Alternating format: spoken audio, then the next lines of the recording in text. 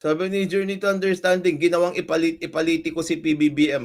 Kaya nga pasubo itong taong ito eh. Tignan nyo, bumabawi siya ngayon. My goodness, that's not how to bawi. Pinapasubo mo siya lalo.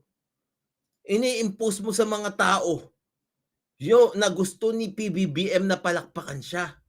Hindi mo talaga alam yung trabaho mo. Yun yung tignan. Pero this time, And you think you're smart.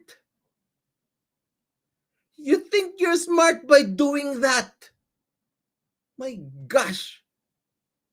That's so stupid. Oo na, ikaw na yung cum laude. Ikaw na yung one take sa bar. But you think this is smart? Panuorin mo nga yung sarili mo. My goodness.